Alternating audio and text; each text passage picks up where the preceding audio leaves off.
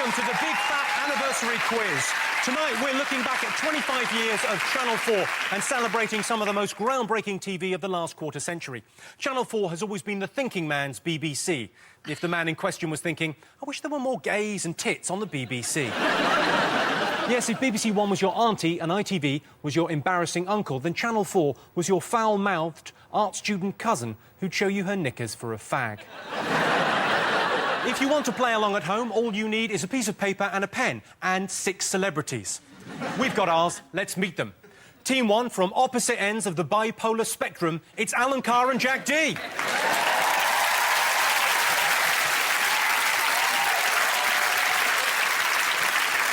Team 2, we've got the slender sexbot who proves you can be middle-aged and still sexy. It's Frank Skinner.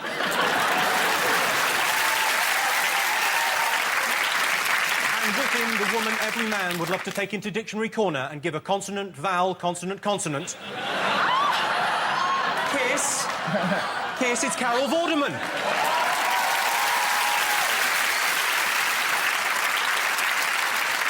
And finally, 2 crazy party animals who make Amy Winehouse and Pete Doherty look like lightweights. From the IT crowd, it's Richard Ayoade, and from everything else, it's David Mitchell.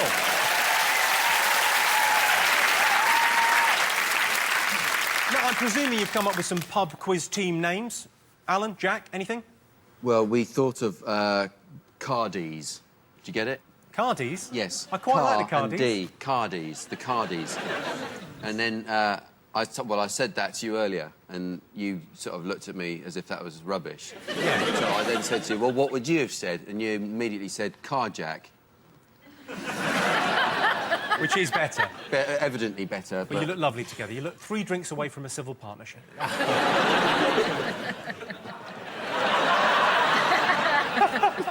He'll warm to you as the show goes on, Alan, don't you worry. Carol and Frank, what have you got as a team name? We thought A and D. Because it turns out, not only on the same team, we live in the same flats. We live in the same block of flats, you see.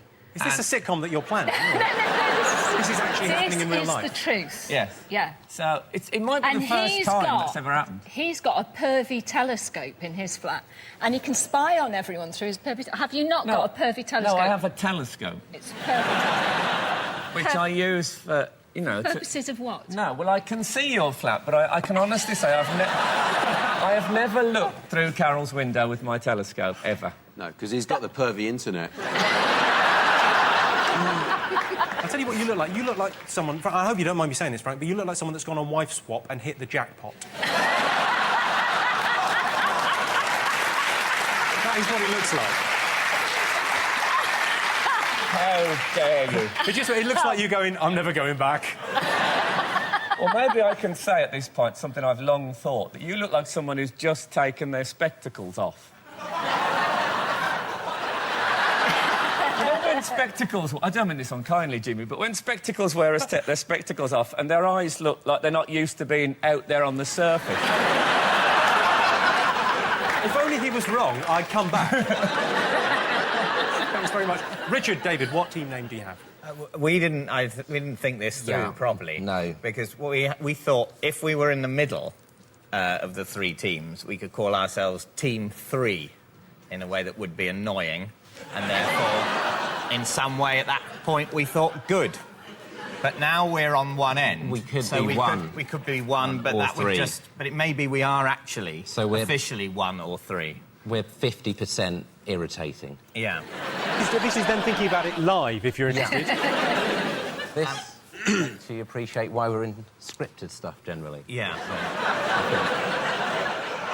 The main aim of this section. Yeah, we just turned up fully in the expectation that words would start to scroll in front of our eyes. And, you know, there's some fault. I think you should be the It Boys, because you're in the IT crowd, and you were it throughout your school career, I imagine.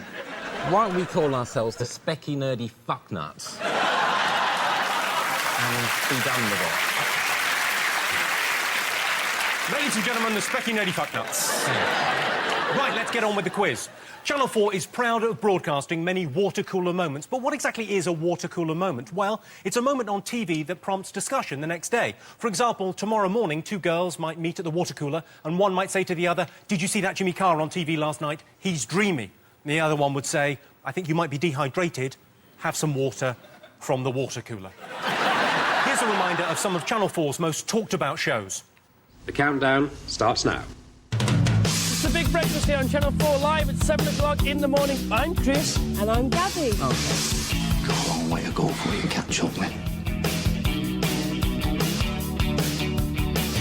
Where are you going? You've cocked up. No, I'm just getting his telephone number, that's all. What do you do, swallow it? Next week, in my office, officially, you'll have your interview. Okay. I knew it was going to be tough, and I thought I was going to be much better than this. Would you like me to be the cat? No firing squad. No torture or retribution. No bloodshed. A very British coup, wouldn't you say? It's a straight geezer from the suburbs. I know! It's amazing, isn't it? If you toss that fucking cabbage once more, I'm going to ram up your ass, OK? Right,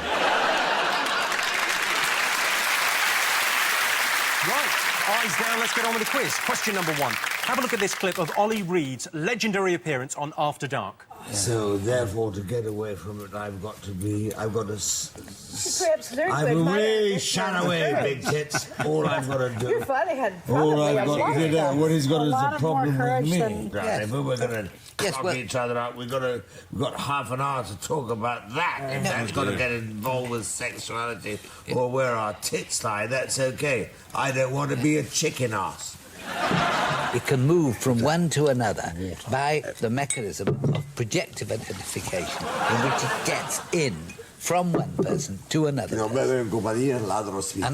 this is a very important. It's a great little smile at the end, isn't it, with the gin? Ah. OK, apart from continuing to address her as Big Tits, what did Ollie go on to do to feminist writer Kate Millett, which forced the host to ask him to leave? What did he do? So what did Ollie Reed do to Kate Millett? He went away, he came back and he kissed her. It was a great moment, though, wasn't it? He's amazing. Yeah. I thought it was going to be one of the truly rare clips of him sober. OK, right, fine. For our next question, it's over to the gorgeous Anna Friel. Hello, Jimmy.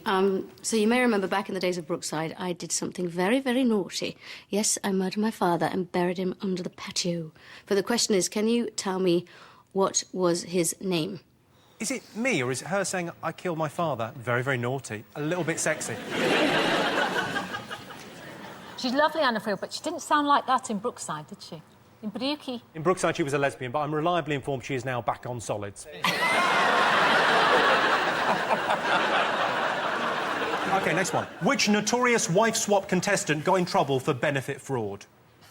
Oh. She's the one Frank's got waiting at home. I wish. Oh, well done. So I will write down the name of a lady. Down Jocasta. OK, right. He's watched a lot of telly. Raunchy period drama The Chamomile Lawn caused a stir back in 1992. Here's a little taster for you. Can we stop on the cliff before we get to the house? Of course. Will this do?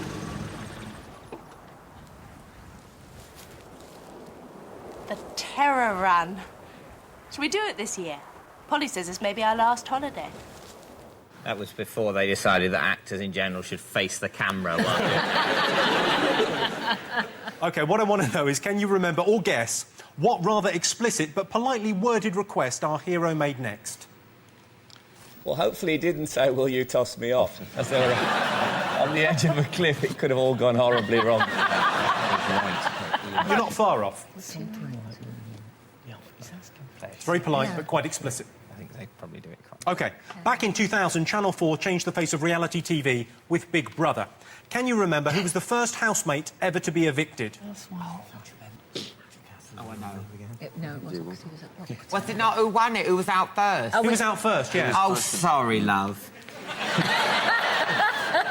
It feels like we're at the bingo now. Sorry, love, be with you in a minute. When's the live link-up? I love that. The live link-up's good. Link up to Preston. Sorry. Brilliant. Then there's a meat raffle. Everyone's happy. Right, OK. Here's Jonathan Ross with a bonus question for you. Hi, Jimmy. Can I just start by saying how incredibly sexy you look this evening?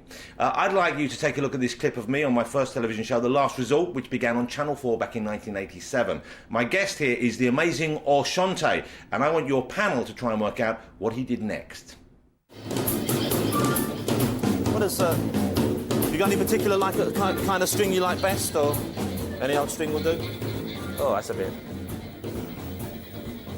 But that's really hitting the spot, hasn't it, Ayoade? Yeah. Is that all down there? That was good. Amazing, amazing. Look at Jonathan in that. I know, he was still in Spandau Ballet when they made that. Wow. He was young. He was young, He yes. was young. Unlike you, Carol, he's decided to sort of go with the space-time continuum and get older as he gets older, rather than you sort of turning it... But I imagine there's a portrait somewhere looking dreadful. I haven't spotted it with the telescope. All right, shall we move straight on to the answers for round one? I asked what a drunken Ollie Reed did next. What have you all got? You've got... He kissed her. Kissed her. Kissed her. Tried to kiss her. Shall we have a look? Let's have a look. The overwhelming majority of people want the death penalty. They then haver about it. I might say I don't believe in the death penalty. You're all absolutely right. He did try and kiss her, although I would have accepted trying to cure her. She looks like a castaway. I keep thinking should have gone to Specsavers. I don't know why. She's had a rough ride with Channel 4, really, that woman, hasn't she? Because a few years ago, this drunk old bastard tried to kiss her, and now she might be dead, and we're just slagging her off. Saying she's ugly. Even though, I mean, how ugly would she have to be to stop drunk Oliver Reed trying to get off her? Is the question. OK. Anna Friel asked you to name the character she killed in Brookside. What have you all got? Well, I reasoned that Jones is a very common surname, and Fred is quite a common first name, and so not knowing... It was a stab in the dark, Jimmy. Yeah. A stab in the dark is actually what killed him, ironically enough. It's not Fred Jones. Mr. Jordache, you've gone for, I'll give you that, and you've gone for Dad, Trevor... I didn't know you were going to do it line by line. The ch is on the line 3. Jordache. Jordache.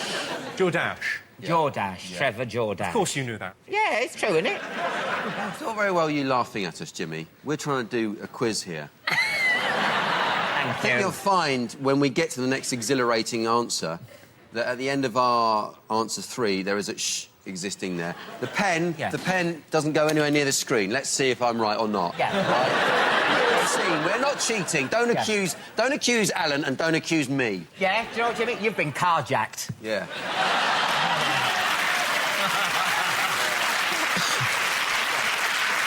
Thank you. Have a look. Yes, that's right. Trevor Jordache. Why didn't she say, no, not Fred Jones? You're right, Trevor. Is she listening at all? OK. Which wife swap contestant got nailed for benefit fraud? What have you got? Well, we've got the rest of the answer to the previous question. What we've got. So you went for... Lizzie Bardsley. Lizzie Bardsley, absolutely right. Yeah. You went with Lizzie Bardsley, absolutely right. You went with... We went with Jocasta de Villeneuve. Because we reasoned that de Villeneuve is a very, very common surname. Jocasta, very common first name. Don't let these glasses fool you. I'm very stupid. Right. Well, shall we have a look at Lizzie Bardsley in action? Mark, you're brilliant. You do everything in the house. Correction, no he doesn't. Don't sit there flattening your eyelids at my husband, you fucking tart. Right? You've head so far up your own backside. Oh, you can speak, OK. Here, don't give my husband permission to speak, you new snooty fucking mate. Sit down.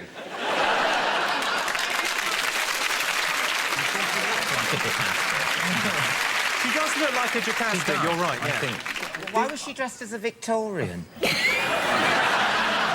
I don't know. OK, next one. What was the polite but explicit request made in the chamomile lawn? What have you got? OK, care for a fuck, not... You're not far off with that, boys. Yeah. I'm sorry, I should have put a question mark, I realise. Yeah. Otherwise, It sounds like some exhortation to sort of fuck more carefully. To look after fucks. Look after fucks. Maybe. All right. You've gone for what there? This was Carol's idea. Yeah, obviously. It's envelop my helmet. Is that how you say it? You don't have an E on envelope. That's envelope.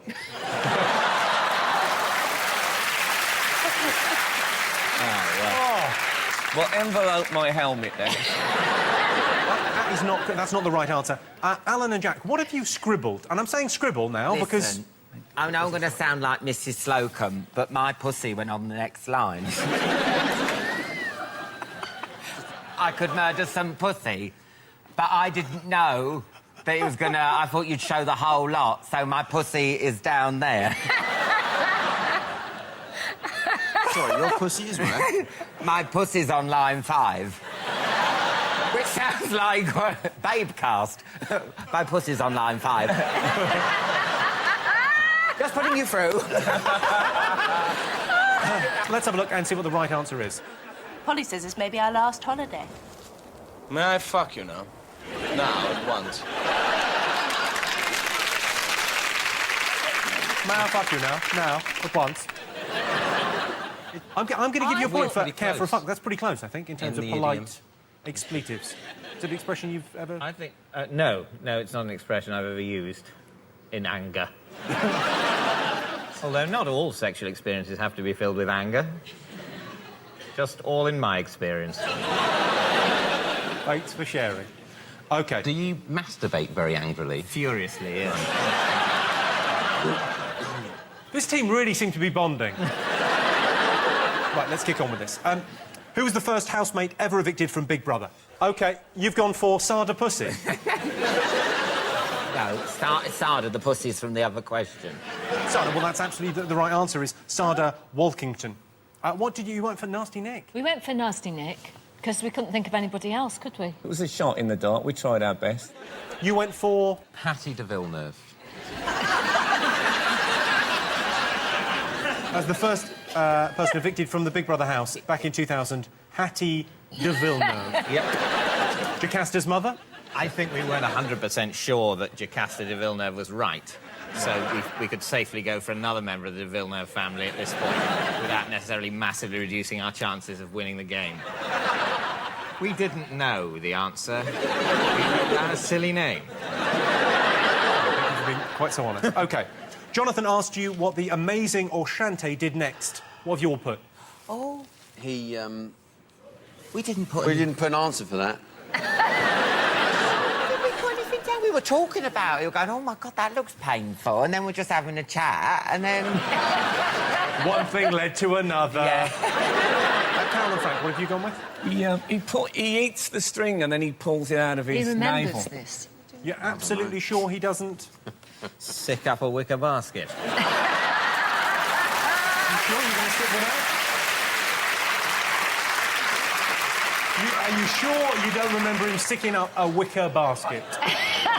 Don't offer that option to them now. I'm not... Is now that like it's a clear curveball? that we've got the right answer and you're just going to let him run away with it. Right, let's have a look and see what the great Oshante did next. There we go. This is,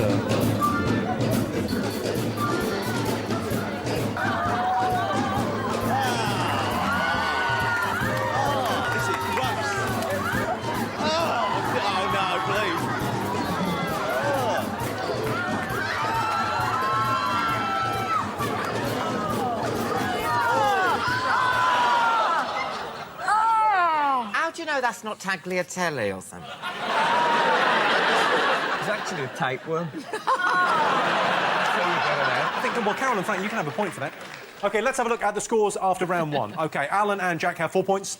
Carol and Frank have 4 points. Richard and David are lucky to have 2 points. So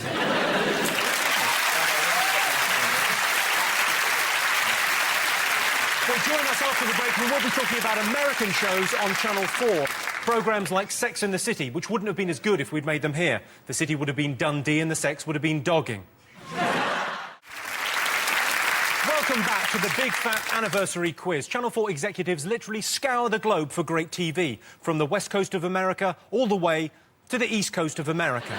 Sadly, that means we missed out on Afghanistan's top sitcom, Till Death Do Us Fulfill Our Glorious Dreams of Martyrdom. But who cares? We all love American telly. There was Friends, you know, the one about the group of funny, lovable, attractive people who hang around with David Schwimmer.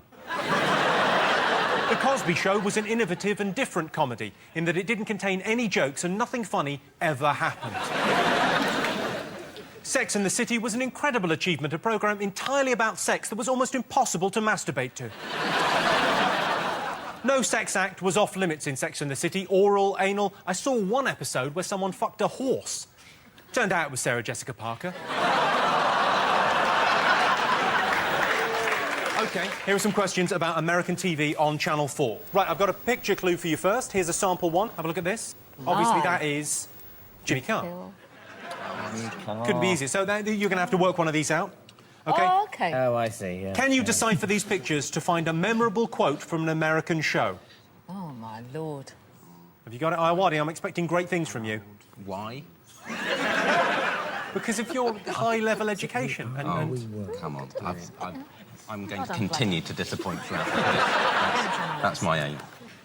OK. Your next question comes courtesy of Quentin Tarantino. Hi, Jimmy. All you avid Channel 4 fans will remember that in 1995, I guest-directed an episode of ER called Motherhood. But can the teams tell me why a 1997 episode called Ambush was in particularly nerve-wracking for the cast and the crew? Was someone else controlling his eyes? Did you put the lines on a disco ball or something?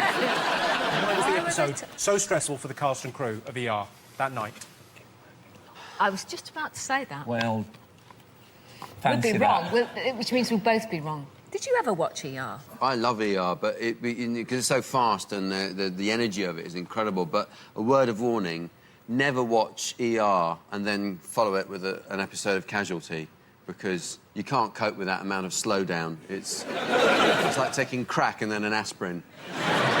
So disappointing. I think ER is incredibly... because it's about a hospital. It's about a place where most of us die. If we're lucky, we'll die there rather than in a fireball.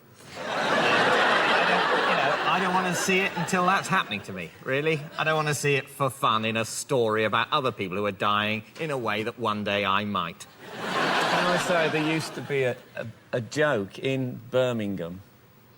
There used to be a joke in Birmingham. You've done very well out of it, Frank. I know. I've reworked it in every form. And it used to be, why has the Queen got so many children? Because she's got ER on her knickers. Right? And in Birmingham, that means ER. If you're watching in Birmingham, that's for you. I think it's interesting that in Birmingham people think that the way sex happens is you strip someone down to their knickers and then read the instructions. She's offering ER. Yeah, but...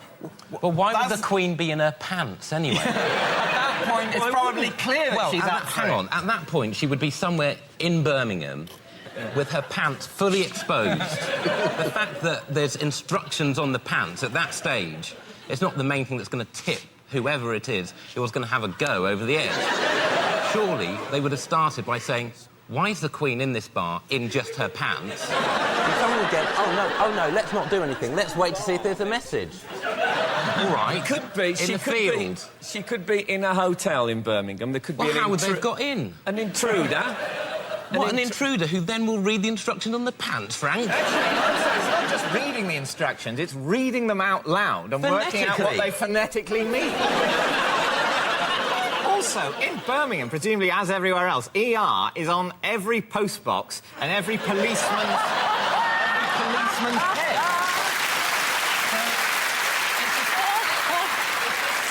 Is this a city where policemen are being repeatedly fucked in the skull by well-meaning strangers? Because in certain bars on Fridays... Surely no, it's not. Apparently they just save it for the Queen.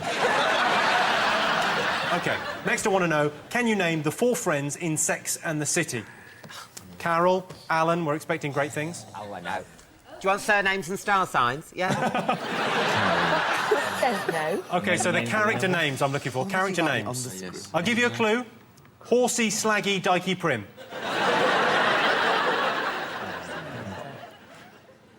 Next. A little photo question. I've slightly enhanced this picture.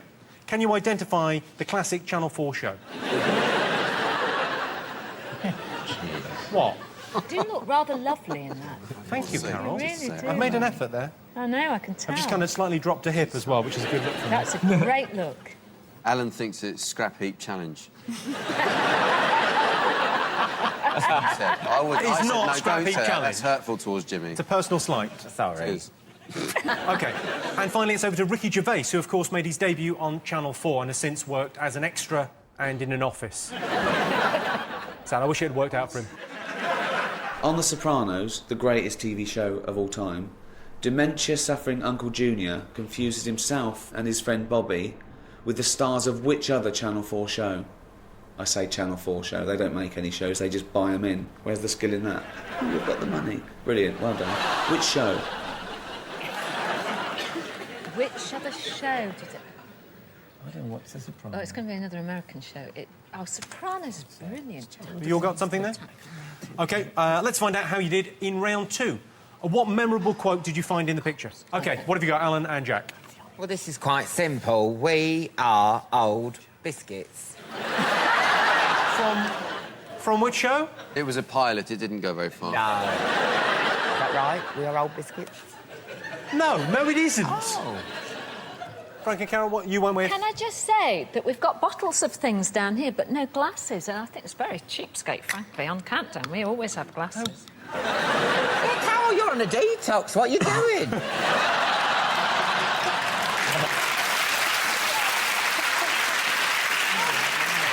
I'm trying to cover up the label. That looks worse. Oh, Carol, get a room. Sorry about that. What was the question? OK, what was your answer? We were on a break. OK. Richard and David, you seem to have got this right. Go on, moment of glory. Is it we're on a break off of Friends? Friends. They said. Yeah, on a break. You're close enough, I think, to get something there. We were on a break, was the correct. Oh, right. From Friends. Do you remember they were on a break? Yeah, we were. Yeah. OK. Quentin Tarantino asked you what was unusual about that episode of ER. Your answers? Went out live, it was live. OK, let's go to Quentin Tarantino for the answer. Did anyone get it? The answer is because that episode was filmed and broadcast live. OK, so you all got that? OK, what are the names of the friends in Sex and the City? Yep. What have you got, Richard and David? Carrie, Miranda, Samantha and Gwen. We blossomed out at Gwen. Gwen was a definite guess. So Carrie, close. we're pretty confident on. Sliding scale in between. Yeah. OK, Carol and Frank, you went for? Carrie, Samantha... Well, Frank went for this, because I could only remember 2 of them. Charlotte and Miranda. Get him. We've got all 4. He said, don't tell me what they are, I know what they are. Like that. Well done, you. Alan, Jack? And Carrie Bradshaw's on the next line. But it is there, you will see, with question marks. Do you know what, Alan? surnames I'm going to as take your well. word for that. I think you probably got this one. Yeah, the answer was Charlotte, Carrie, Miranda, Samantha, which coincidentally is the order in which I would do them. OK, next one. I asked who was I being in this photo. What show was that? What'd you get? Cheers. Well done. Cheers. What did you go for, Carol and Frank? We went for Cheers, obviously. It was a lovely And Richard and pose. David? We went for Cheers or How Clean Is Your House?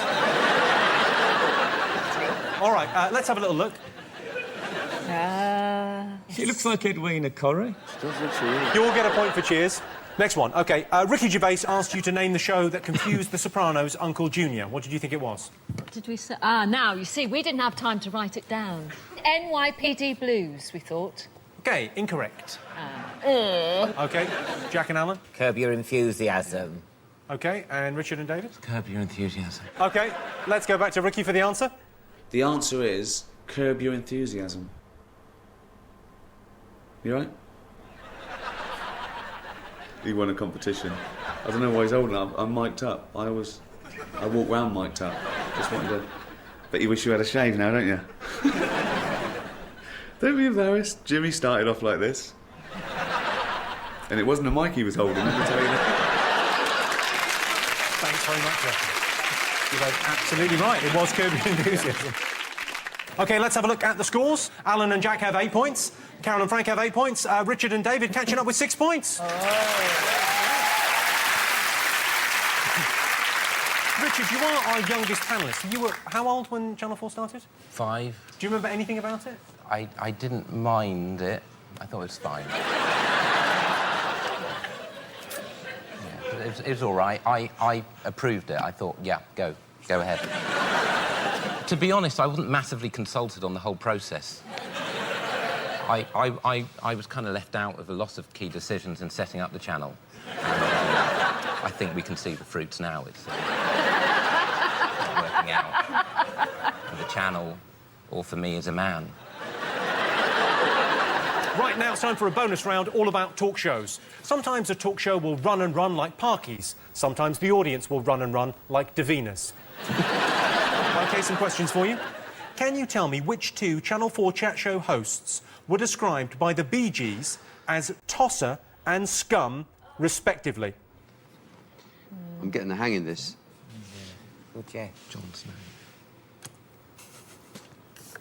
OK, Right. you all got something? Yeah, we've got something written down. You got something. All right.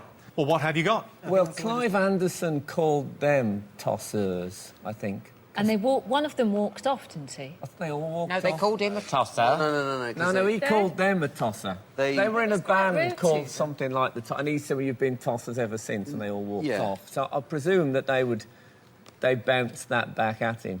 Right back at you, said the Bee Gees. And scum, we just guessed Terry Christian. Well, you all got Clive Anderson. He's terrified of losing that hand, isn't he? He's got the other one gripped tight on that bastard. He's hiding the fact that at the time he had an ill-advised Egyptian beard. You thought Clive Anderson was a tosser, and who do you think was scum? Jon Snow. Jon Snow, we thought, because he can be sort of he can be a tough interviewer, I imagine. We guessed. But I imagine he'd take the Bee Gees to pieces. Okay, it's not Jon Snow. It's not Terry Christian. Alan and Jack? Graham Norton. You're absolutely right. You get the points there. Well done. Yes, the Bee Gees called Clive Anderson a tosser and Graham Norton scum. Next question. Ring My Bell, hosted by Laurie Pike, briefly but oh so brightly lit up our screens in 1991, providing yet another twist on the talk show format. What was the twist of Ring My Bell? Can I... Shall I write it down? Can you write it down? Yeah, same as all the other questions this far. Nothing's changed, Vorderman. Oh, look at that, she's whispering in Frank's ear. I'll be getting changed in the front room tonight.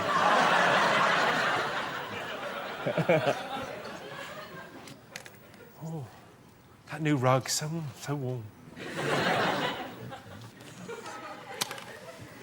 OK, what do you think was unusual about Ring My Bell? What have you got, David and Richard? Take me through it. It's the first and only campanology-based chat show. It's literally some bell ringers from a church... Finding out what they were doing. Interviewing, maybe... I mean, the Bee Gees didn't get on with them either. They called them bellends, and they just, you know... Oh, come on, who cares? You know... OK, you're wrong, but point taken. Thank you. Carol and Frank, what have you gone with? I sort of remember it, and I might be right. Was he like a shock jock in a radio studio, and people used to ring on the phone, and then he'd talk to them on the phone. So his talk show, his guests were on the phone. Oh, not quite. What Alan I and Jack, what wrote have you gone with? What I meant to say was there were celebrities, weren't there, in booths? She spoke to celebrities, so that's the new twist on... the new twist on a chat show. And listen. Let him speak. Hear me out, all right? All right. All right. What I meant was that them as the public could phone celebrities. That is the right answer. You get a point. So do you, Frank and Carol. You're pretty close with that. You don't get a point for that. Oh.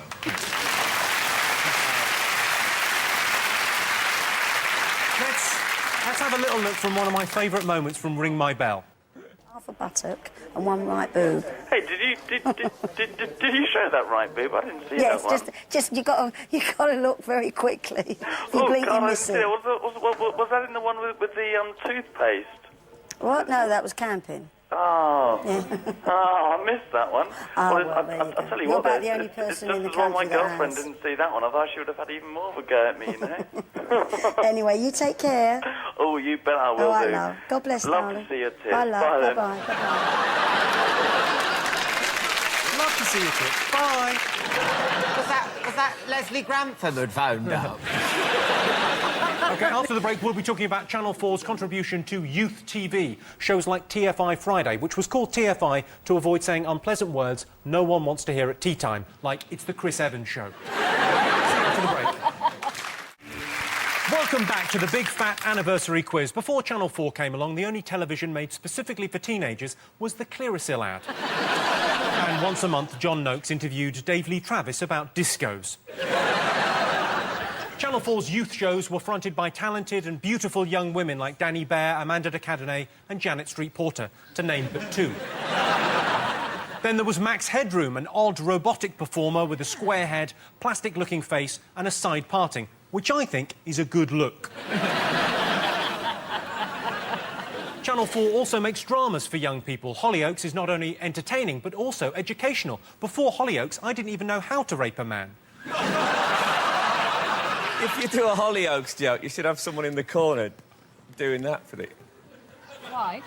Because when you watch Hollyoaks on the omnibus, there's always someone in the corner doing... What did the CE man do when the man was arse-raped? What did the CE man But that's only if it came in dialogue. You know, presumably it was pictures. You're going to mention it if you're arse-raped, aren't you? Well, maybe he just tutted to himself and went... Not again. Boys will be boys. What's he like? OK, straight on to the questions about youth TV. If you're familiar with the annual Big Fat Quiz of the Year, you'll be delighted to know that the children of Mitchell Brook Primary School in Neasden have put on one of their unconventional school plays. What I want you to tell me is what notorious Channel 4 show are they depicting here? Welcome to this show for grown-ups what loves lots of disgusting things. And some music. Hello, I am very, very posh. Hello, I look a bit bad and talk American. Stop, how time.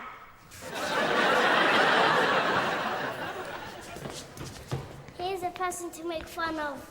I'll do anything to be in TV. I'll even kiss this old lady. Mitchell Brook Primary School there, with production value slightly higher than the original show. OK, over to Jules Holland for your next question. Hello, Jimmy. You'll remember that I was the co-presenter of the legendary pop show The Tube, and I once committed an act considered so heinous that it resulted in the programme being taken off air for 3 weeks. But what did I do? Did he swear? Is it You've got ever such good writing, haven't you? Thank you very much. Are you Catholic? I am Catholic. The Catholics write particularly Yeah, well. Catholics have a certain way of doing an S. He's doing the writing, and I recognised that he was Catholic from that. You recognise he was Catholic from his Did I not? handwriting? Yeah, I am writing in Latin. OK, following the success of the groundbreaking Network 7 with all the wobbly cameras, the same team launched its less successful follow-up, running in the summer of 1989, broadcast live, rather unwisely, from a nightclub. What was it called? So it was the follow-up to Network 7, broadcast live from a club. Oh, yeah, it might be. Yeah. Now, you see, may I say, this is youth TV in the sort of 80s and 90s, when we weren't youths, were we? Well... Jack and Frank. No. I think it's an unfair advantage to our friends, to Team 9, what were they called again? I think some kind of bunch of fat wits or something. That's it. Yeah. How are you doing with Alan, Jack? Fine, we've got the answer. We're ready to go.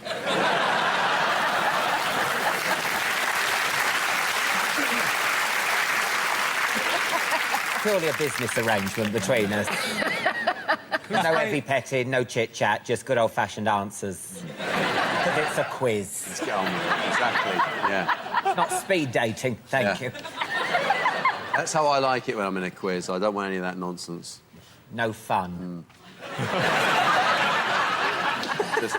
I mean, it's not a quiz, it's an exam, isn't it? We should think of it as such. Yes. It's an exam. We will get degrees in media studies at the end of this. OK. Channel 4 may have invented youth TV, but they certainly didn't forget the younger kids. Here's stripy TV anarchist Pob and his friend Teddy.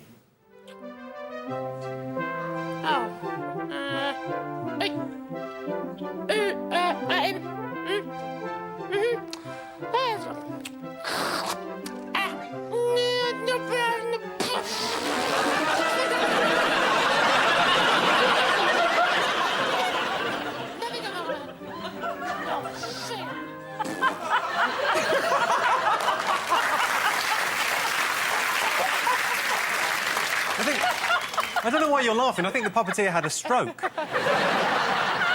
Yeah, that's why we're laughing. Oh, God bless. That was Pob. What I want to know is, can you tell me, how did Pob write his name every week during the show's title sequence? Yeah. Caused controversy, that's a clue. It is come. Oh, dear. That's own. That's own. Then... OK. And finally, it's over to Jon Snow. What Channel 4 classic is he reporting on here? A young British boy is at the centre of attention from the world's media following multiple sightings of the child allegedly in mid-flight over parts of Britain and the North Pole. Eyewitness accounts clearly describe the boy wearing blue-striped garments, flying in the company of an unidentified, pale-skinned man said to be well-built, with a prominent orange nose and deep-set eyes. When questioned, the boy claimed to be embarrassed by the sightings, stating that as far as he was aware, the people far below had been sleeping as they flew. There we go. Done it. Done. Finished. OK. What were the children acting out? What have you got? The word. The word. The word. It was, of course, the legendary show, The Word. You all remember the granny snogged by the young man? I don't remember that, but it was my mother's favourite programme. Maybe that's why. She was on it. Let's have a little look at Carol's mum in action. In your own time, Tom.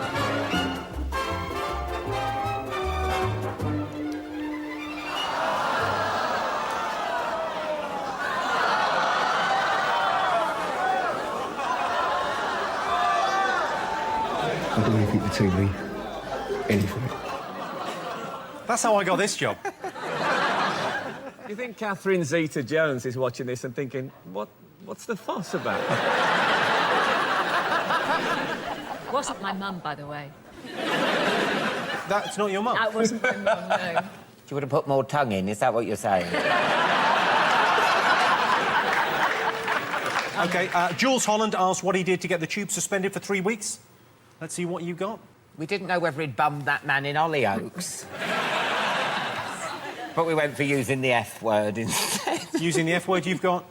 He said groovy fuckers about the audience. He said, if you're a groovy fucker, watch the tube.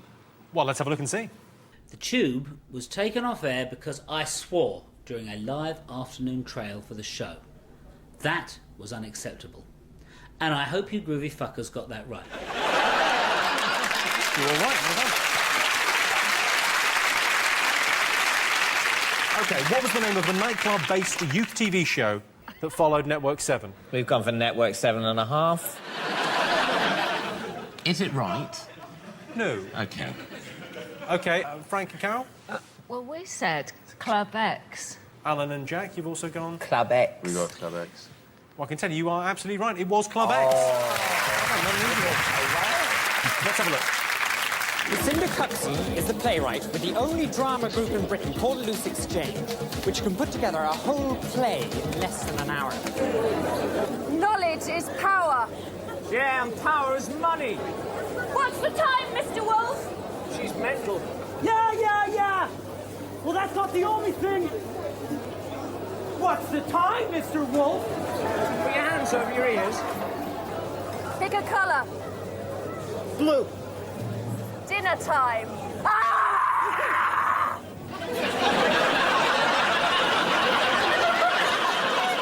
is sometimes best to spend more time on writing a play, isn't it? Whoever said that the problem with plays is how long they take to write? You know, we've got to, by God, we've got to get these things out quicker because they're so popular. Just take your time, you know. They last forever. How did Pob write his name? Your answers? What have you got, Alan? He wrote his name in his own gob. Carol and Frank, what have you got? We've got that he spat on the camera. Yeah, he used to write on the camera, didn't he? And then writ with his finger. In his gob. On the lens. Yeah, what have you gone for? We went for breathed. We thought he breathed in it and then wrote his name in the condensation. Well, let's have a little look and see, shall we? Let's have a little look at Pob.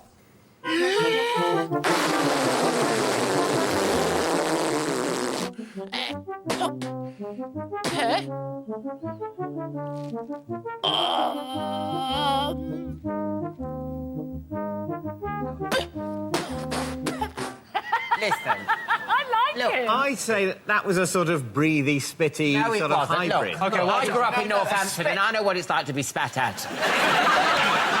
OK, well, I can tell you that he actually... Well, the makers claim that it was breath on the camera, but everyone else thought it was spit, and it caused controversy at the time. Yeah. It's caused controversy today, hasn't it? Well, he clearly has, interesting. look, he clearly has problems speaking. like him. He's not got the best diction of, you know, anyone, and it's come out slightly spittily. I think he should be cut a break.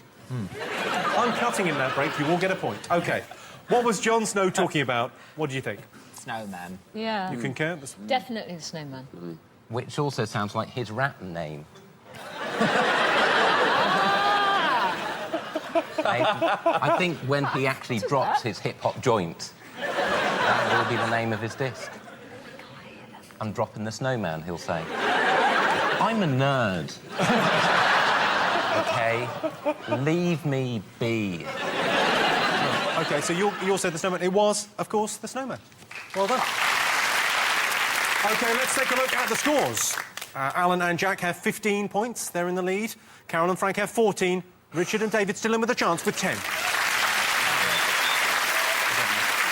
OK, we've got time now for a special bonus question from one of the legends of Channel 4 comedy. Ladies and gentlemen, please give it up for Mr. Vic Reeves.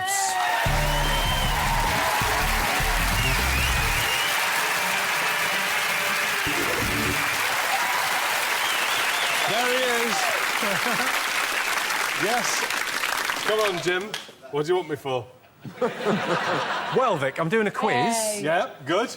Do you have a question to ask them about your illustrious Channel 4 comedy career? When we first started on Channel 4... Oh! It was in the last century. When Bob Mortimer, my partner, came onto the stage holding a long pole and wearing a paper helmet, what would the audience cry out? I know.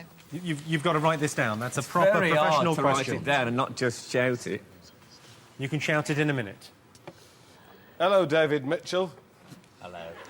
What do you want me to do now, then, Jim? Well, let's see what the answer is, Vic. Let's see what they've gone for. Let's see if they've got it. And over there, it says... What's on the end of the stick? What's on the end of the stick, Vic? Give us some... What's on the end of the stick, Vic? What's on the end of the stick, Vic? I can give these two people a correct answer. That one is just too indescriptive. What's on the end of the... It's obviously end. I can't help it if you're pissed. Well, on that note, ladies and gentlemen, Mr. Vic Reeves. Good night. You've all been wonderful. Thank you very much. Well, welcome back. Channel 4 has launched many comedy careers. Ricky Gervais, Sacha Baron Cohen, Simon Pegg and I all started here. Some of us have ended up in Hollywood, starring in movies, living the dream. Some of us have stayed right here.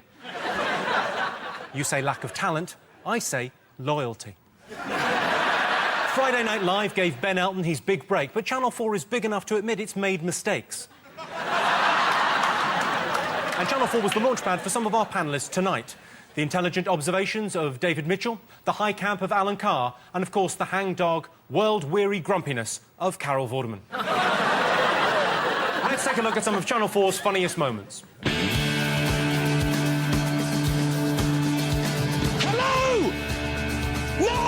I'm on a boat in Holland! Dizzy, no whiff! I'm so dizzy, my head is spinning. Like it never ends. More selection. Scampi, chicken kebs, garlic bread. Garlic bread? Garlic bread, that's right, Max, garlic bread. It's the future, I've tasted it. I love my bread! There must be old people in the world, otherwise there would not be any graveyards. I may be blind, but I know how to play the concertina. A man is threatening... Bloody hell! Voicing in the house, make it feel it like a mouse.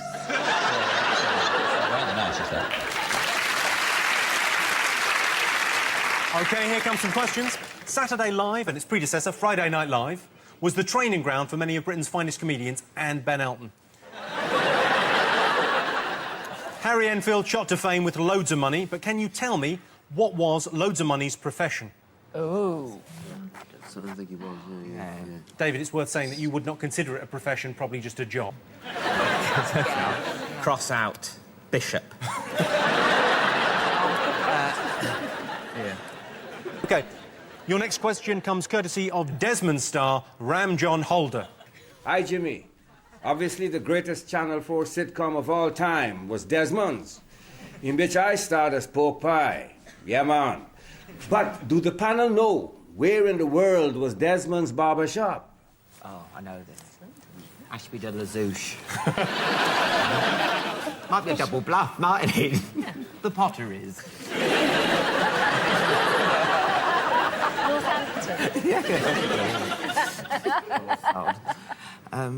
OK. Oh, I know this one.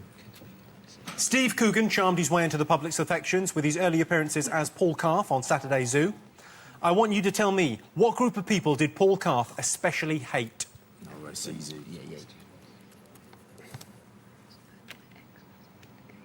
there a plural of Jimmy Carr?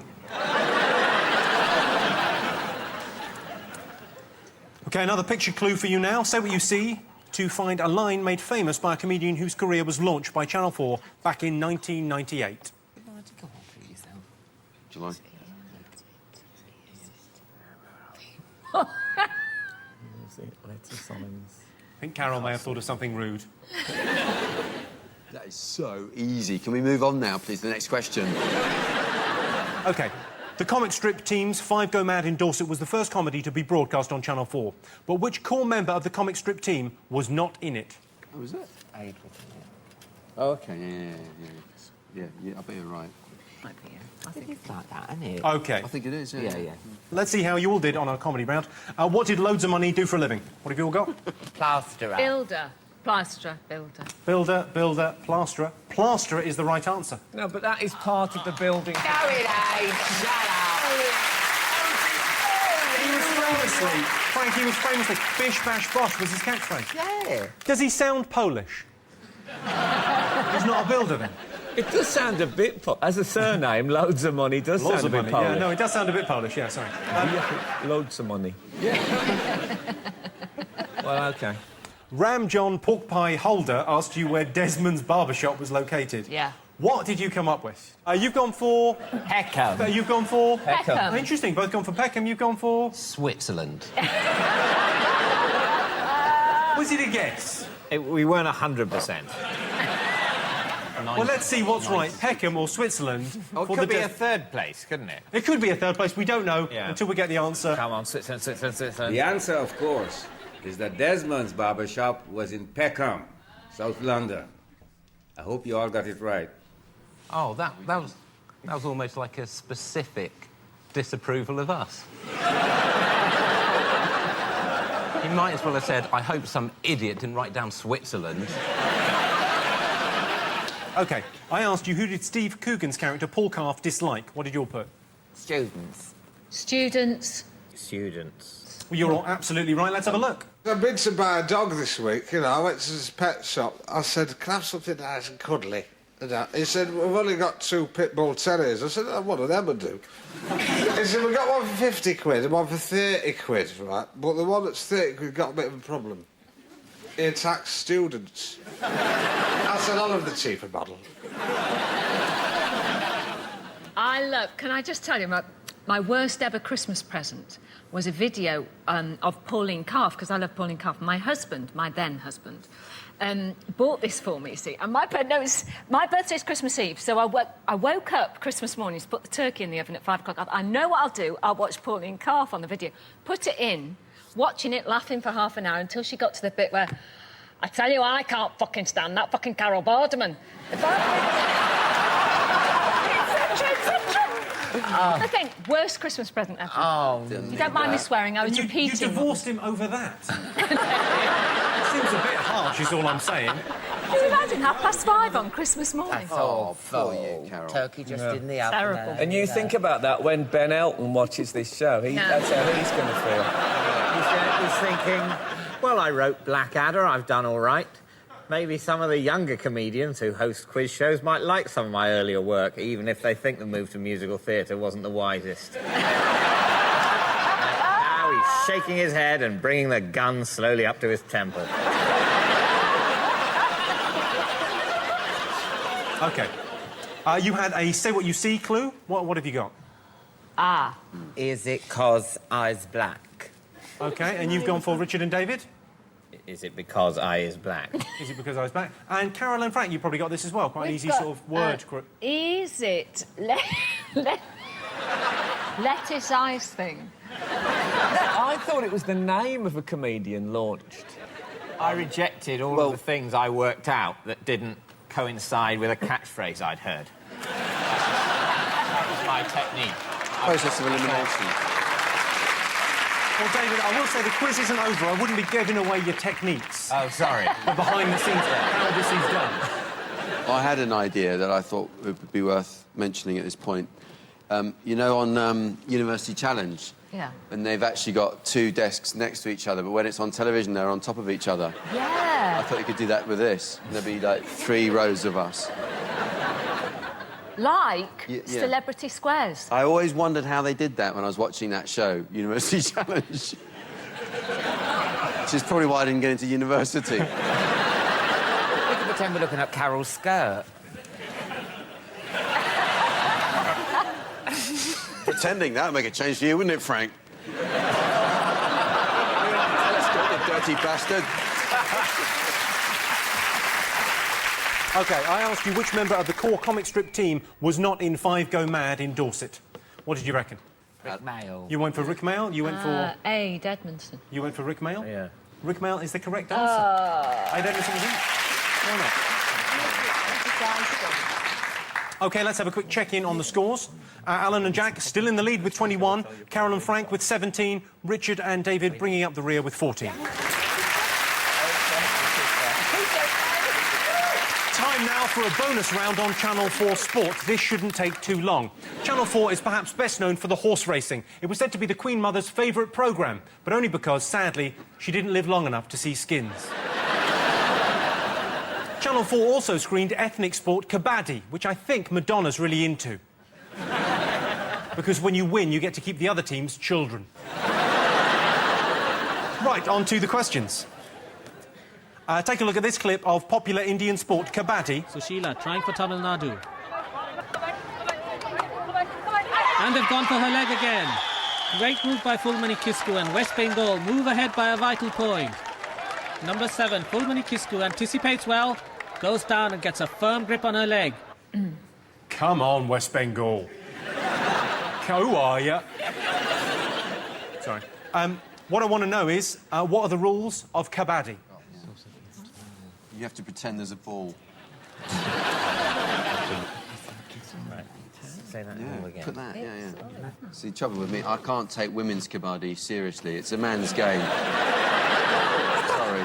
Like celebrity kabaddi. And kabaddi on ice.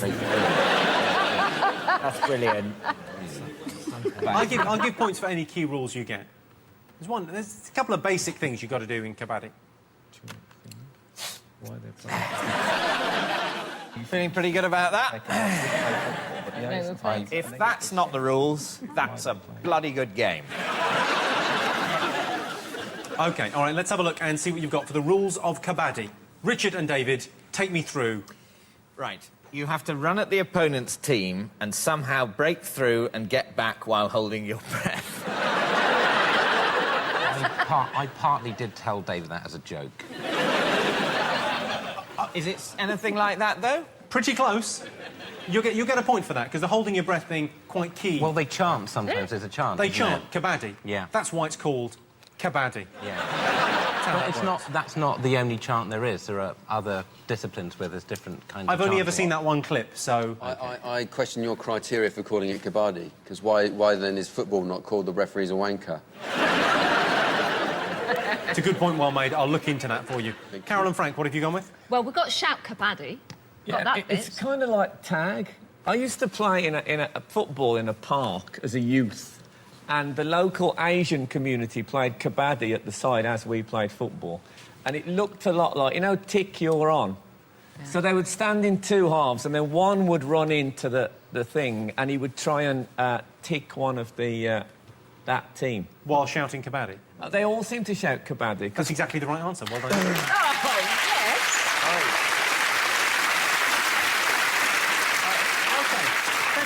Before we get carried away with applause, Alan and Jack, what did you put? What we've got here is you get hold of people's legs, and then you happy slap them while your mobile is videoing them, and then you put it on YouTube. You've been kabaddied. You do not get a point for that. No, the rules are a point to anyone that mentioned you basically got to exhale while saying kabaddi while running into the opponent's team and trying to tag them. It's brilliant. OK, another sports question for you. On what show would you have found astronomer Patrick Moore's disembodied head enhanced with a cybernetic eye dispensing advice to children? I'll put that down. 15 to 1. Fine, let's move on. OK, what did you think, teams? Games Master. Games Master. Richard, David? The playing a computer game show for nerds like us, but even we didn't watch. Accurate, but not correct. Alan and Jack? 15 to 1. You thought Patrick Moore's disembodied head, enhanced with a cybernetic eye, dispensing advice to children, was on 15 to 1. That's right, yeah. And I realise we can't be right, because obviously Anne Robinson is hosting it. OK, Games Master is the correct answer. You get a point there. Oh, we get a point there. OK, another sporting question for you. Take a look at this clip documenting some behind-the-scenes sporting rivalries. He started spitting at me, pushing me down the aisle, so as I sat down, he then put two fingers, tried to poke my eyes out, and then as he got off the coach, he elbowed me in the back of the head. Mr McGiffin was having none of it. I don't know how you can say that. After the evening meal last night, we had a bit of good-humoured banter that he did not want to participate in. I think the important thing with good-humoured banter is it has to be from both sides, doesn't it, rather than... Anyway, OK, that took place at the World Cup final of which sport? We know that. Does it matter? I mean, it's a fight involving a Scotsman. It could be anything. Not a World Cup final, it couldn't. OK, let's see what you got. OK, you've gone for... Sabutio. You've gone for... Yeah. Sabutio. Sorry, Richard, David, how do you spell Sabutio again? Well, no, we spell it in lots of different ways. Yeah. We've basically given you the letters, and you can arrange them. It does look like sub-butt at the moment. But we're trying to express Sabutio. It's interesting that we couldn't spell it, because it was actually written over the man's shoulder. Yeah. Make it the hardest question in the world, but a little bit too hard for us still. So, thanks. But near enough, Sabutio. Let's have a look.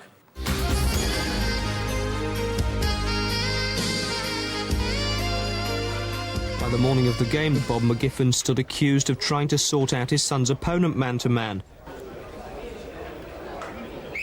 No time now for McGiffin. It's all over. And that's it. Carr jubilant with the victory there.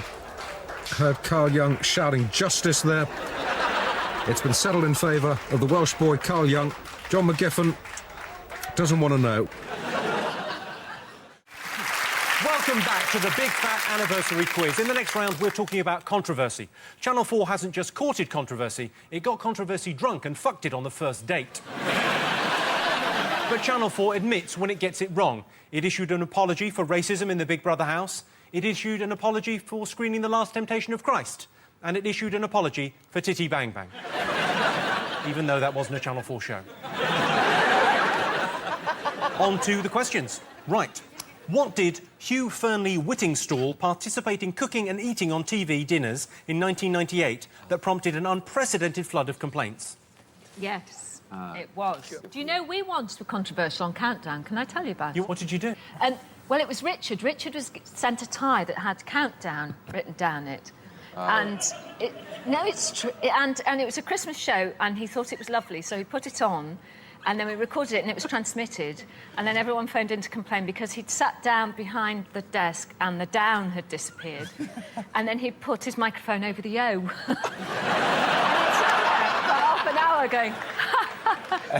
No one noticed. That's fantastic. That was our Richard. What a brilliant thing. I know. OK, here's 2002's groundbreaking The Autopsy. Please go ahead. Would it not be a sign of respect to remove your hat? It's a question to me. I don't have. It's a question to me, or this is a question to me. I will. It's a respect to the people in which tradition I feel myself. It is a.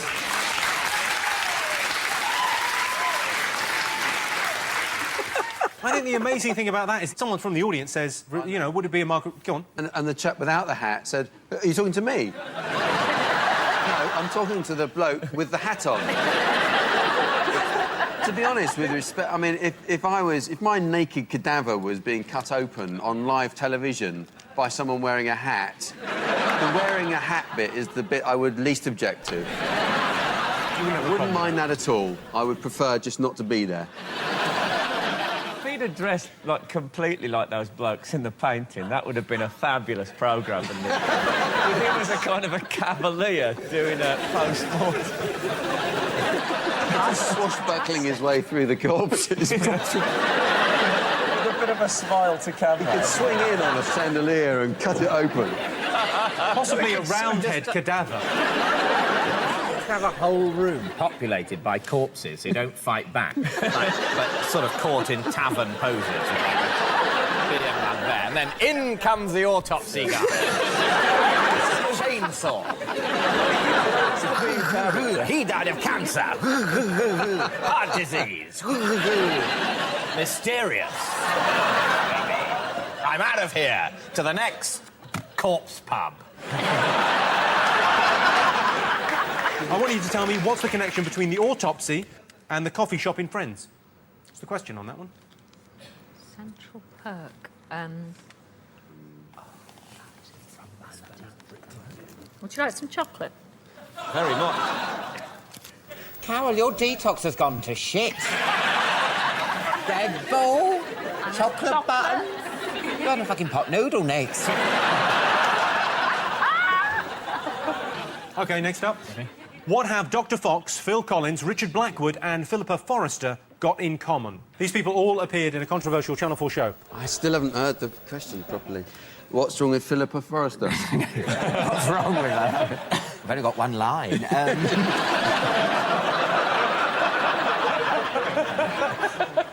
Oh. OK. All right. Now back to the children of Mitchell Brook Primary in Neasden.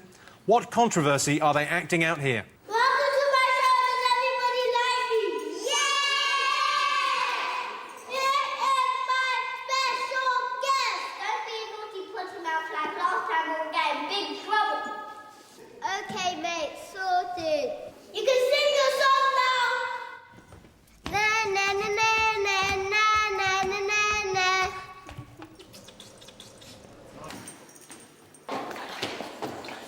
You're very naughty, but you're not allowed on TV again.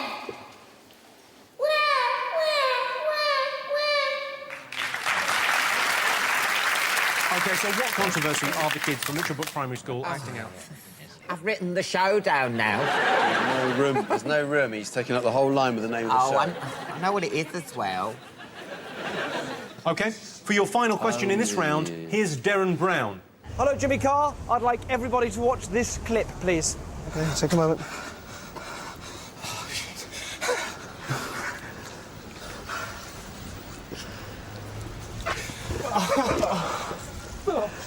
You bastard. OK, your question is this. That's what did I make him do that made him call me a bastard? The way he said what twice there makes you think he now controls my mind. Darren Brown wasn't in Hollyoaks, was he? OK, what had happened? Well, there are so many reasons for calling it no. I went to see his live show and I really enjoyed it, which made me suspicious. Come on, Richard and David, come on. You could turn this around. There is nothing we can do to save ourselves. We're just basically writing out a list of items we need to buy.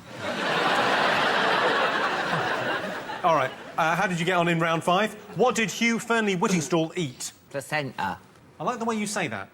The way you say placenta, it sounds like a very pretty girl's name. Thank you, placenta. Placenta, come in, tea's ready. Bring your sister, Giblet. OK, so placenta you've gone for? Same thing. Richard, David, you went for? Placenta. Fine, well, the answer I was looking for was human placenta. You all got it right, well done. OK. What was the connection between the autopsy and the coffee shop in Friends?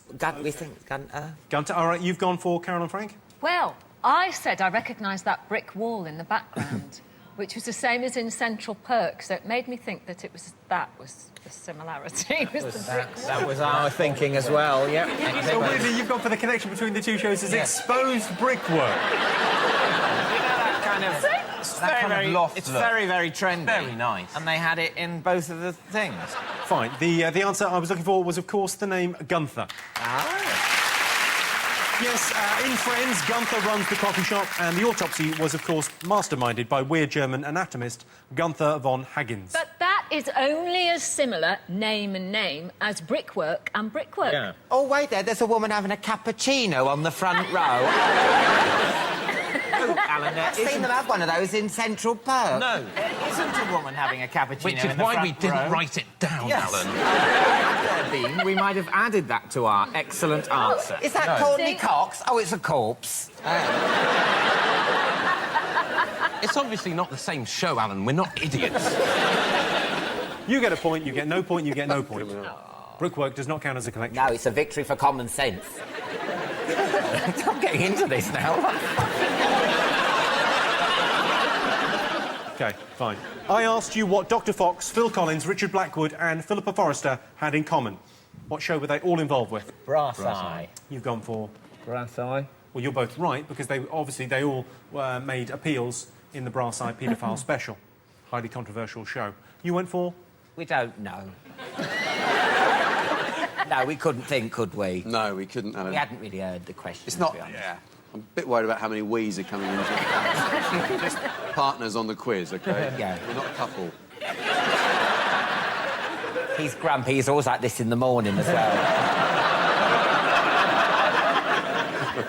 Tea and toast? Oh.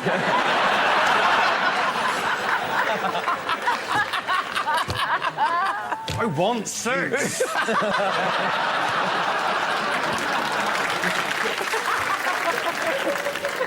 There's a sitcom definitely growing there. You can look smug, Frank, sitting there next to Carol. What are you saying? I don't scrub up nice? You always do this when you go out, you fight. OK, well, you get a point for Brass Eye, Brass Eye. You don't get a point because we don't know was not the correct answer, but not my honesty, well done. OK, what were the kids of Mitchellbrook Primary acting out? OK, what have you got, Alan? It says Sean Ryder swearing on TFI. TFI Friday. You could not be any more right. What have you gone for? Yeah. Sean Ryder swears on TFI Friday. The right answer. And TFI Friday? Sean Ryder, he swore. Worded differently, but just as correct. Yeah, thank you. He's still banned from live TV today. It's in the Channel 4 rule book. They haven't got that many rules, but one of them is Sean Ryder cannot appear live. I don't believe that. Genuinely. I used to work in the cloakroom at TFI Friday. Did you? Yeah. Did you really? What did you do there? Well, usually. It was quite interesting, actually. People would come in and they'd perhaps not want to take their coat or bag into the studio. And what I'd do is there were coat hangers with a ticket attached, and I'd literally take the ticket, tear it in half, it was like raffle tickets, and give them the number, which would then correspond to their coat on the hanger that they could then get back when they came out again. That's good. I think the best job I've ever had.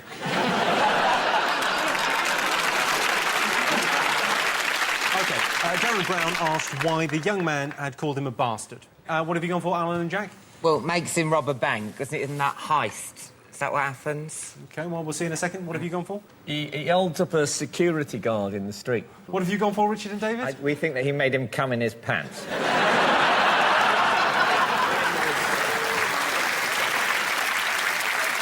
He was, you know, bending over, you bastard, you bastard. There was definitely a sort of breathless ecstasy to that. He seemed quite pleased about it. Yeah. There was certainly a sort of wily grin there. And then do a bank heist after. We also think could be the bank thing slightly involved too. Well, let's go and have a look. The answer is this. I made him and others steal £100,000 in what they believed was a genuine armed robbery. The programme was called The Heist. Have a look at this. Target is inside. Target is in zone 1. Excuse me, mate. Get down on the floor. Down on the floor. Down on the floor. Do it. On your front. On your front. Look forward. Look forward. Mate, if you move, I swear to God, you're dead, mate. If you've got family...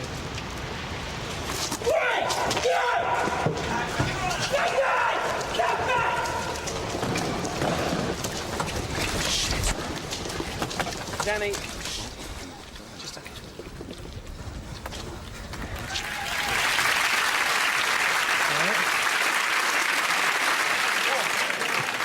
Bastard. That's the moment of release right at the end. Just all came out. Why doesn't he put his hypnotic powers to better use than that? Yeah. If you can make people change their ways and do amazing things, why not just go on to and say, if you're a sex offender, stop it now, stop it now. Jimmy, come back, Jimmy. All right.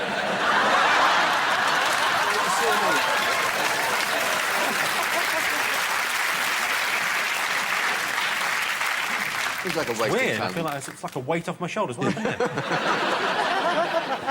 So let's have a quick check-in with the scores. OK, Alan Carr and Jack D are in the lead with 26. Carol Vorderman, Frank Skinner have got 24, only 2 behind. Richard Ayoade, David Mitchell, 20. You could still do it if they die.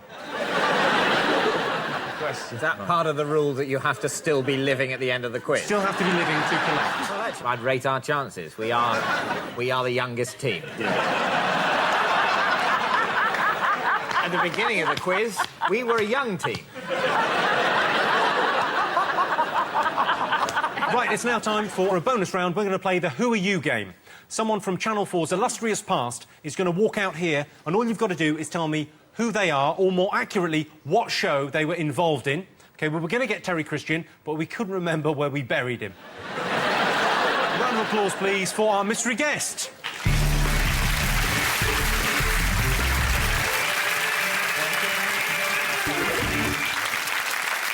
Teams, you're allowed to ask our mystery guest some questions.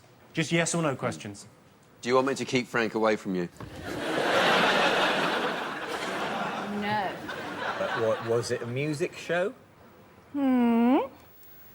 You're allowed to say yes if it's yes. Yes, I had to think about it. Yes. Was it in the last 10 years? No. Are you wearing calipers? Don't mind him. They're lovely boots. He shops at Primark. Were you part of a band? Yes. Oh. Was the name of the band in the title of the programme? No. Hang on. I'm pretty sure it's yes. Is it? Yeah, it is yes. Do you remember you did this thing? Yes. You were in it. You should know all these basics, but don't worry. I'm here to cover for you. Yes, the name of the band was in the title of the show. Did you sing in the show? Yes. Did Okay, you? I think you've asked enough questions. Ah, well. I think you've got to write down your answers. Yeah. Right. It's funny anyway.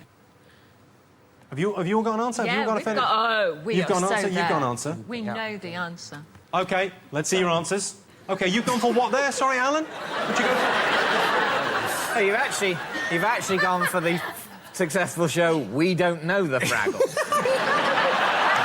About some people who don't know the Fraggles. They live a life totally separate from the Fraggles. No, she's not one of the Fraggles. Them being puppets and her being a proper human being. Sorry, love. It's fine, you were close. Carol and Frank, you've gone for? Mini Pops. We thought she was about the right age to have been if it's more than 10 years, to have been a child about 20 years ago. OK, and David and Richard, you've gone for Mini Pops? Yeah. Yeah. And Richard wrote it this time, and I like his style. It's pretty accurate, actually. Yeah. OK, well, let's have a little look at a clip.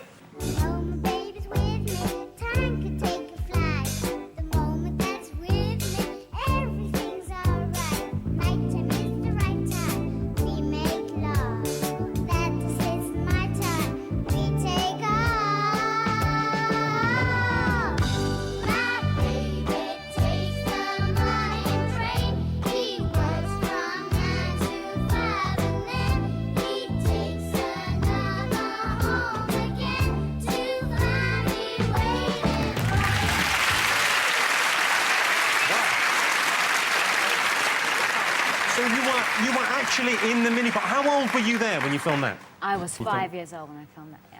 It was just fun. It was aimed for kids. It was done by kids. I was the youngest of the group. And it ran for 8 years, so we had tremendous success and all over the world, actually. We made 9 albums, sold millions, so lots of fun. Do you still sell records now? Are they still available? Can you still get mini pop stuff? I've seen them on eBay, actually. Don't go out and buy them, or you'll be on some sort of register.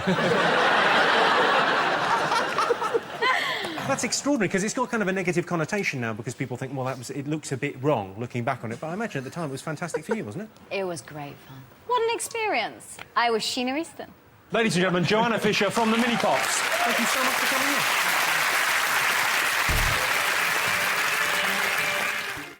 Welcome back to the Big Fat Anniversary Quiz. Channel 4 hasn't just entertained us over the last 25 years, it's also told us how to live our lives. What to eat, what to wear, where to live, and what our poo should look like. You are what you eat, beg the question. What has Gillian McKeith eaten? The witch from Rent-A-Ghost? Location, location, location, property ladder, grand designs. Yes, Channel 4 has helped us all buy better houses. Well, certainly, it's helped me. And we had 10 Years Younger, a great show, and also Chris Langham's favourite Google search. Now, before we get on to the final questions, Carol, you've made some factual entertainment shows for Channel 4. I've made some factual shows, yes. Do you remember any of them specifically? I made a lot of schools programmes and educational programmes. You made one in 1987 that is my favourite show ever on Channel 4. Let's have a little look. Is it wise to spend so much time sitting in front of a screen? Brian Pearce, a research fellow at Loughborough University of Technology, is a consultant on ergonomics, health and safety issues. So if your brother-in-law was going to buy a computer, what sort of advice would you give him on this issue?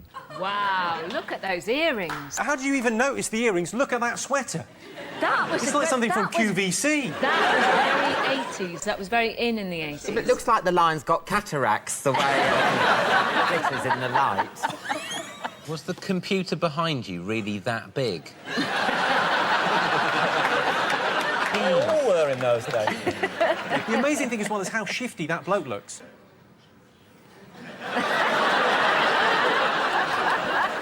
Called Tarantino eyes. OK, right, on with the questions. Take a look at this picture from 1985's extraordinary show, All Stitched Up. On the left is one of the show's hosts, who I believe bought her clothes from Carol Vorderman in the 80s. Charmian Watkins is her name. I want you to guess what she specialises in advising viewers on. Clown skills. You've got to write these down. Yeah. Oh. Do you know what she does? What's it called? OK, over to Super Nanny Jo Frost for your next question. As you probably know, I have a tried and tested technique for dealing with unacceptable behaviour called the naughty step. If Jimmy was to misbehave himself tonight, I would recommend putting him on the naughty step for exactly 35 minutes. Can you tell me why?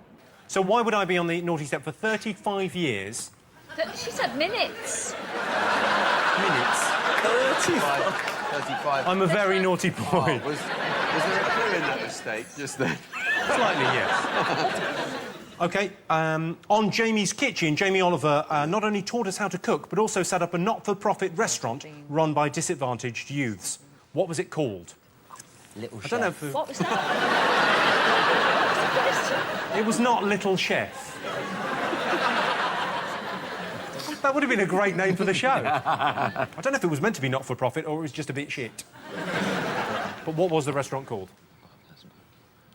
Right, OK, next up. Which popular broadcaster and DJ du jour did Channel 4 choose to front First AIDS? It's 1987, evening of programmes to raise awareness of the AIDS crisis.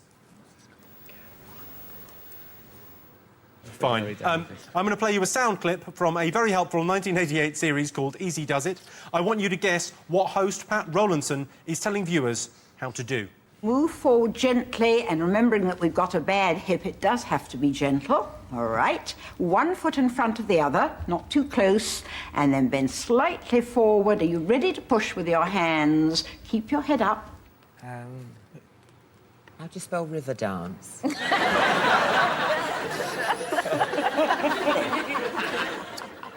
OK, how did you all get on in round 6? Let's have a look. What was Charmian Watkins' area of expertise? Sewing needlework. Making clothes. Making clothes, and you've gone for... Makeovers. OK, it was, in fact, fashion, specifically. What can I do for you? Well, the problem is the size. Now, the size that I take is a girl's size 12. Oh, dear, yes. And of course, at my age, none of their clothes are suitable. Do you find you're excited about what you're wearing and you're happy with what you've made? Sometimes, but Yes. not always, because of the patterns. Yes, I know, you have a difficulty there. You must talk to Betty about that, actually. I will. But I can help you on the fashion side of things. I've got an idea. If I show you this suit, for example... Excuse me, can I move you just a sec? Thanks very much. It's basically the same tones. Oh, I want to look smart. I'm Yes. sick of looking like front Oh, you don't have to, you see, and I don't think you do anyway, but you could look better than even now. She could look better than even now. Incredible to think. I thought that was quite nice. It's lovely. Yeah, I really there was like none of that horrible Trinny and Susanna tit grabbing and you look like a bitch. Even nicer than you do now, which I will accept. You could look slightly nicer than you do now, but you do look lovely now. You know, that's a nice way to approach people rather than trying to tear them apart.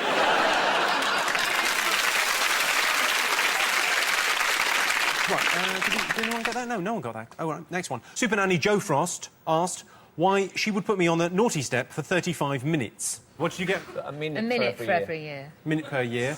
David and Richard? 1 minute for every year alive. What did you get? A step for every year. Every year doesn't really cover it. Sorry.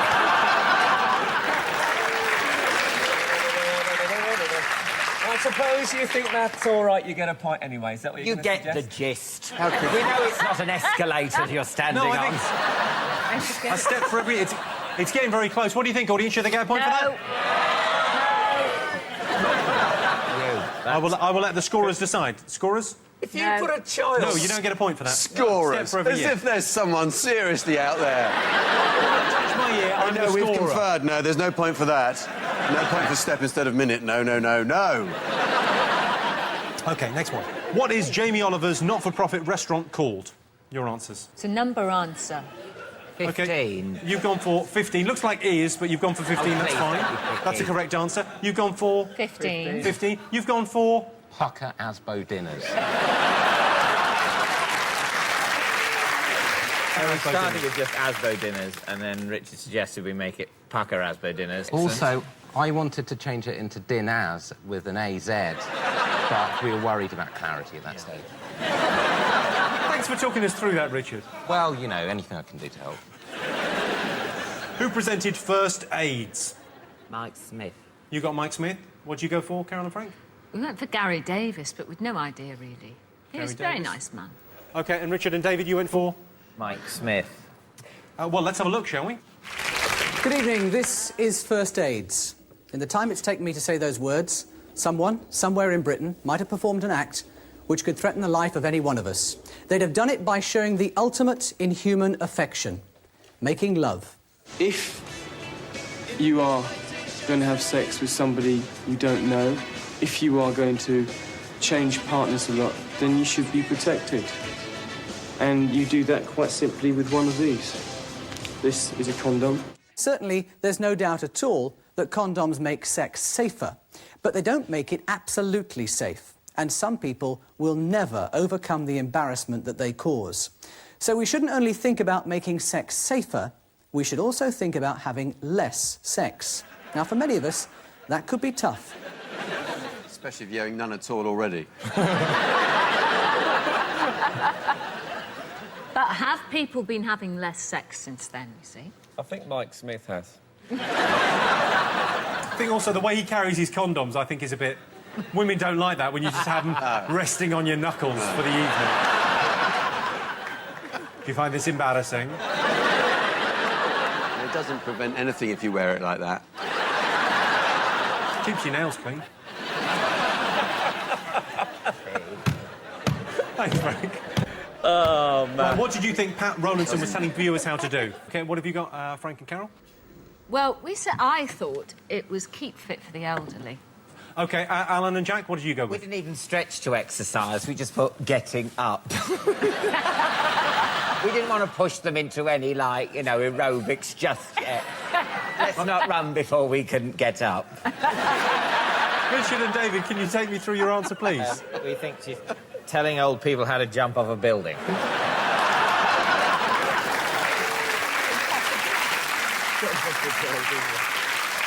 Sadly, that is incorrect. Yeah. Let's have a look.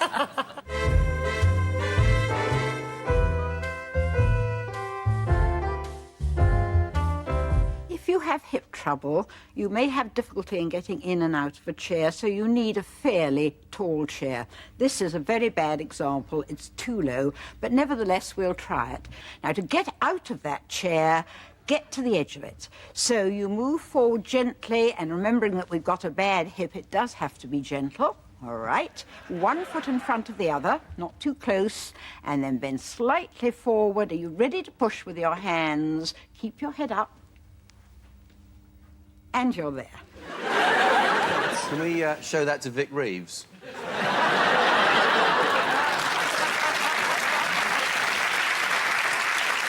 Well, you were absolutely right with getting up. So she was describing getting up, which was the question. I didn't know. I know, but you got there. OK, let's have a quick look at the scores. Alan and Jack have 29. Tantalisingly, Frank and Carol have 27. And the also-rans, as I like to think of them, Richard and David have 23.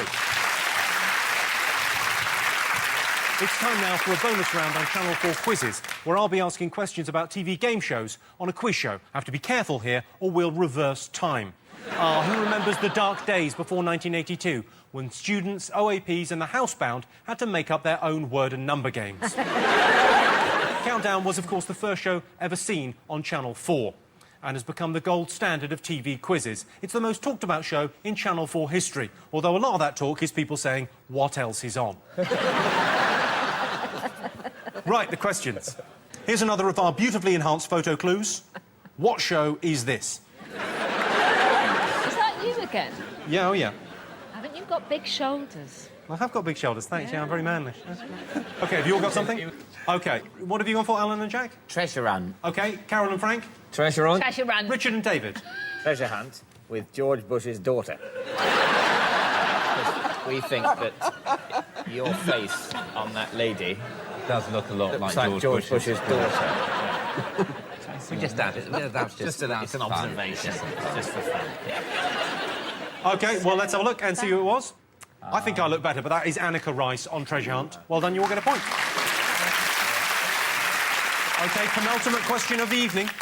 On a popular gambling-themed show, what did one regular do to Bill Murray for 89 seconds, to Chris Tarrant for 222 seconds, and to Donna Eyre for a record-breaking 290 seconds? I don't know. No idea. What's his name? OK, let's have a look and see what you put. OK, you've gone for... Shaking hands. OK, you've gone for... Shaking hands. You've gone for... Shake their hands. Yes, it was Mr. Shaky Hands Man from Banzai. OK, final question of the evening. Let's remind ourselves of the brilliant crystal maze. Drop the crystal into the water and you've lost the game.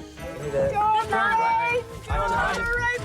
Oh, yes, he's playing the ball. That's pretty good. Well done. Come on, get back up, girl. You're doing well. Climb up onto the pole! Oh, dear. 8, 7, 6, 5, 4, 3, 2. Oh, dear. 1, 0. I'm sorry. No, I'm sorry. I know. She was in the water more than she was out of the door. OK, what I want to know, and it's pretty close between you two, and we'd love you to join in too. What I want you to do is name the zones on the crystal maze. Right.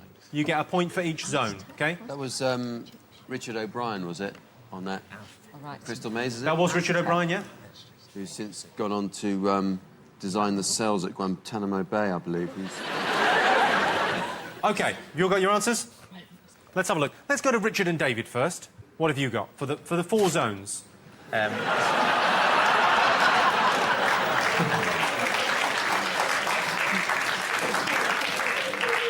Aztec, French, red light / saucy, Jeff Hurst zone, which also doubles as a chill-out room. Well, one of them is right. Is it the Jeff Hurst zone chill-out? No, but Aztec is correct. You get a point for that. Well done. Ah, so that's OK. Frank and Carol, what did you go with? We had Aztec zone, we had Jungle zone, the Ozone. Twilight zone, smoke-free, the quarter zone. And the chromosome. Good science back there, chromosome. Alan Carr, Jack D, what did you go for? Aztec, futuristic, because I used to love crystal maze. Aztec, futuristic, industrial and Matalan. Well, you could have had industrial, medieval, futuristic, Aztec, or ocean, which was added later. Means you got 3 points there.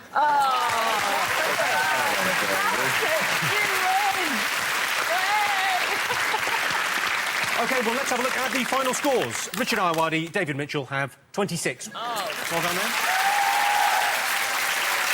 Frank Skinner and Carol Vorderman have 30 points. Well done to you. In second. But our winners this evening with 34 points, Jack D and Alan Carr.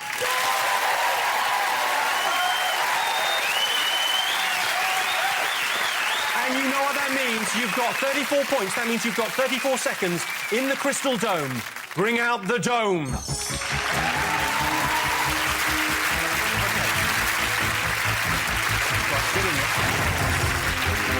What you've got to do is collect as many silver and gold pieces as you possibly can in the dome. In the time allotted. Sound weird. Yeah, not just when you're in there, though, Alan. Right, start the fans. Catch as many as you can.